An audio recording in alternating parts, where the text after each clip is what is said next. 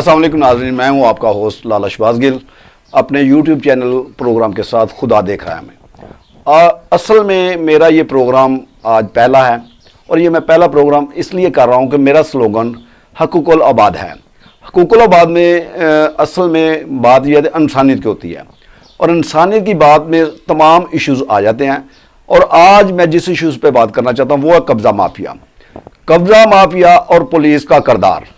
तो मैं आज आपको बताऊंगा कि थाना लदेल वड़ैच में एक बूढ़ी खातून की जो उसने अपनी अराजी मलकियत ठेका पर दी हुई थी, तो उसके साथ कैसे नौसरबाजी करते हुए ठेकेदार जिसने जो उसका चचाजाद कज़न है उसने पहले ज़मीन ठेके पे हासिल की और उसके बाद उसके ही खिलाफ 447 यानी कि कब्ज़ा का मुकदमा दर्ज रजिस्टर करवा दिया।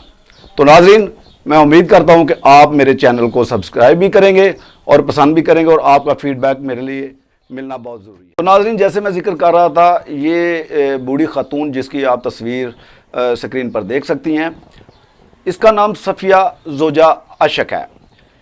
ये थाना लदेल वड़ैच के इलाका कोली महल की रहायशी है। इसकी ये विरासती जायदाद है और इसकी विरासती जायदाद में इसके हिस्सादार जो हैं वो मोहम्मद मालिक, खालिद, सफ़िया और बशीरा बीबी है। जबकि दूसरे जो हिस्सादार हैं वो हैं यूनुस, यूसुफ, मनशा और उनकी 3 बहनें। तो चालबाजी ऐसे हुई यूनुस की शुरू कि उसने ये ज़मीन एक पटा पर ख़रीद की ठेका के लिए और 3 साल का एग्रीमेंट कर लिया। 3 साल एग्रीमेंट में 1 लाख रुपया नगद दे दिया और 2 लाख जो है वो बाकी उसने देने थे। जैसे जैसे वक्त गुजरता गया, टाल मटोल होती रही, तो सफ़िया बीबी ने उससे कहा कि मुझे पैसे वापस दो, जो मेरे पैसे हैं वो ठेके के बनते हैं वो मुझे दो। तो वो उसने कहा जी आपकी ज़मीन जो है ना, लगता है आपने वापस नहीं लेनी है। तो उसने बड़ी चालाकी के साथ उसे ना टाल मटोल किया। बाद अज़ां जब सफ़िया बीबी को बाकी पैसे ना मिले तो उसने थाना लदेवाला वड़ैच की चौकी कोट शेरा, जो कि एक फ़र्जी चौकी है, वहाँ पर 1-2 थानेदार होता है जो एज ए कोट शेरा चौकी के इंचार्ज होते हैं, लेकिन वो फर्जी चौकी है। वहाँ पर एक दरख्वास्त अप्लाई कर दी, जो कि दरख्वास्त 27/3/21 को दी, उसने 22 को दी।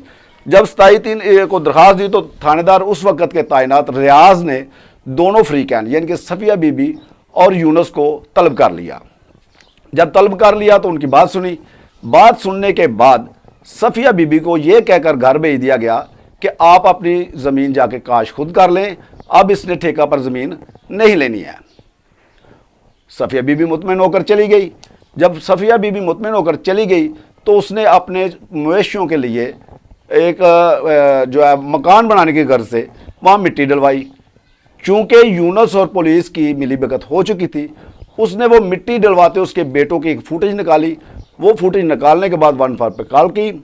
15 पे कॉल करने के बाद इसी के खिलाफ, मालका के खिलाफ 447/511 का मुकदमा दर्ज रजिस्टर थाना लदेवाला वड़ैच में करा दिया। सफ़िया बीबी के बेटों के खिलाफ, जिनके नाम है मुदस्सर, ज़हीर और मुबशर, जब उनके खिलाफ मुकदमा दर्ज रजिस्टर हो गए तो सफ़िया बीबी को पता चला कि मेरे साथ पुलिस और यूनुस ने मिली भगत करके चालबाजी कर लिया है।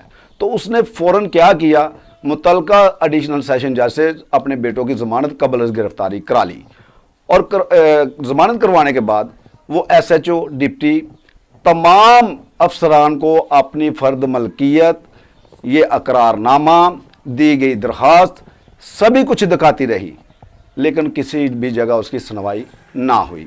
सुनवाई ना होने के बाद यूनुस ने एक और चाल चली। वो चाल क्या थी, उसने ऐसा किया कि जिस दिन मोरखा 18/4 को इमरान खान का जलसा था तो वो जलसे पे चले गए, पुलिस तमाम जलसे पे चली गई। तो क्या हुआ कि बच्चे जो है उनकी उसी दिन एडिशनल सेशन जज में ज़मानत कबल गिरफ्तारी की तारीख थी, वो वहाँ पे चले गए।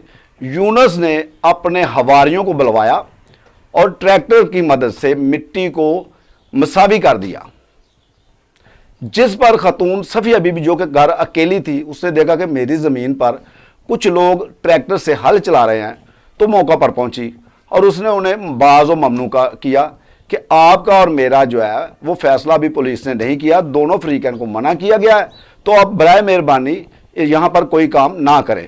تو کیا ہوا, یونس نے اس کو تشدد کا نشانہ بنایا, اس کے حواریوں نے بھی, اور جب اس کے کپڑے پھٹ گئے, وہ گھر تبدیل کرنے کے لیے گئی تو اس کے دروازے پر جا کر باہر فائرنگ بھی کی, جس کی 15 پہ کال ہوئی.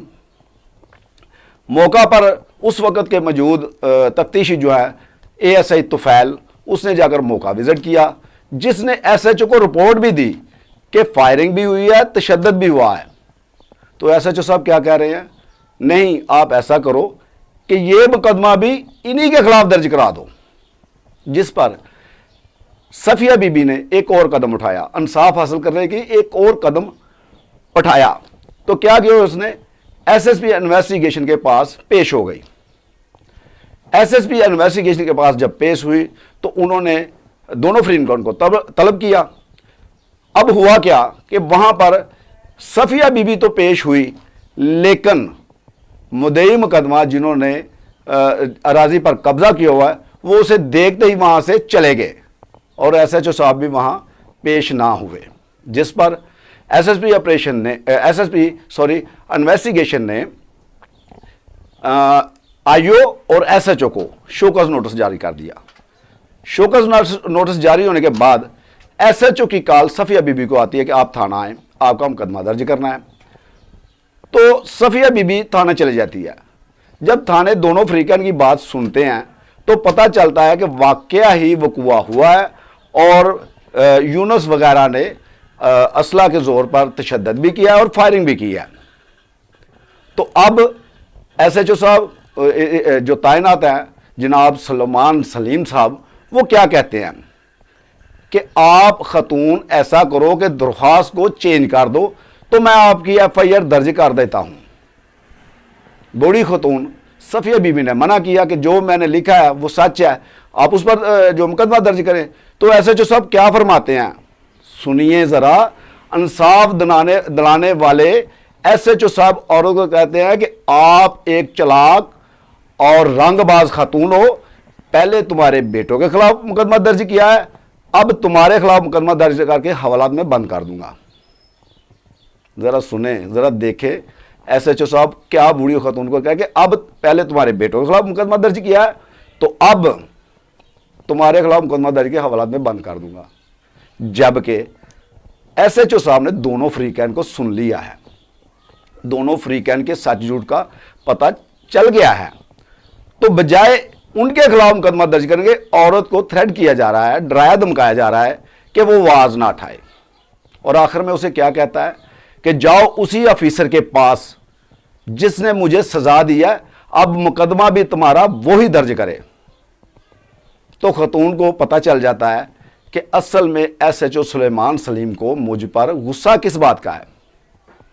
تو وہ عورت کیا کرتی ہے, دوبارہ انصاف حاصل کرنے کے لیے, اپنی رقبہ اراضی کو چھڑانے کے لیے دوبارہ SSP انویسٹیگیشن کے پاس چلی جاتی ہے.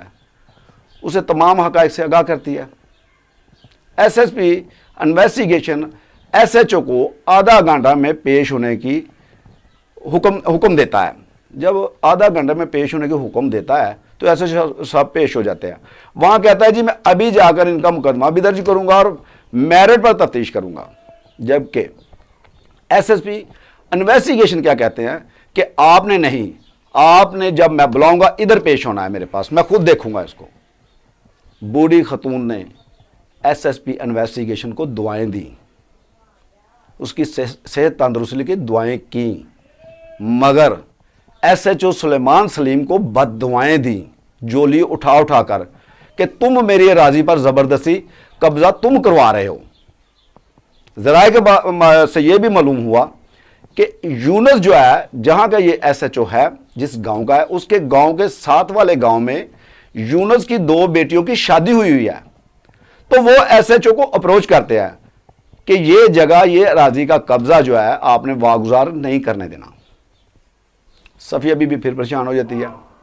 تو تاحال ابھی تک اس کا مقدمہ درج نہیں کیا, جبکہ درج کیے جانے والا مقدمہ اس کا جو ہے وہ آپ دیکھ سکتے ہیں, اقرار نامہ جو ہے وہ اس کے پاس ہے, جو ٹھیکہ پر لے کر زمین बद नीयत हो गया। तो ज़रा सोचें, अगर ऐसे मामलात होंगे, पुलिस कब्ज़ा माफिया का साथ देकर कब्ज़े करवाएगी, तो क्या खुदा देख नहीं रहा?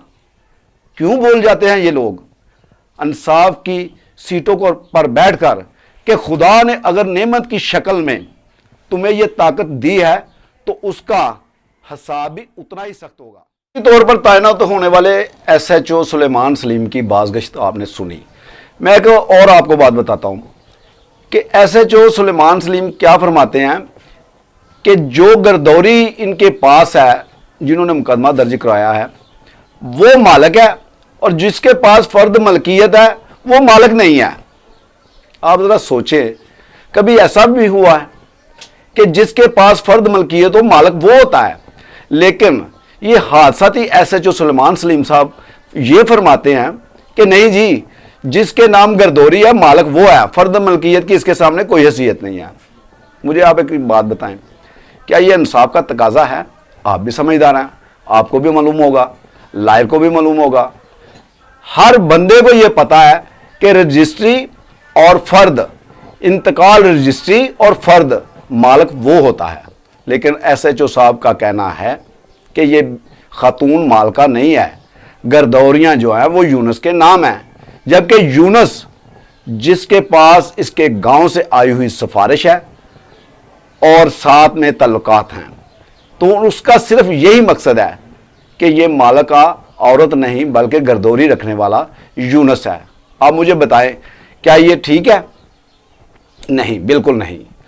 न जाने क्यों ये इंसाफ की सीटों पर जब विराजमान होते हैं, जब बैठते हैं सिफारिशों के ज़रिए, तो ये इंसाफ करना क्यों भूल जाते हैं?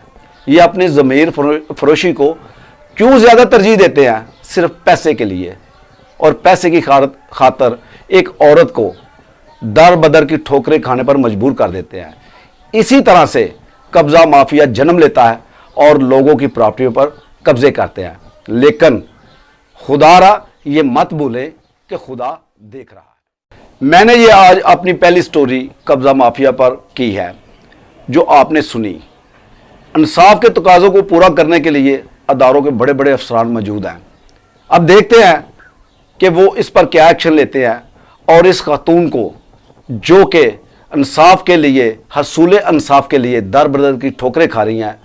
अब इजाज़त चाहता हूँ अपने प्रोग्राम खुदा देख रहा के साथ। उम्मीद करता हूँ कि जैसे खुदा देख रहा है, इसी तरह इंसाफ के तकाजे पूरे करने वाले अफसरान बाला भी इसका नोटिस लेंगे और इस खातून सफ़िया बीबी को इंसाफ ज़रूर दिलाएंगे। अस्सलाम वालेकुम।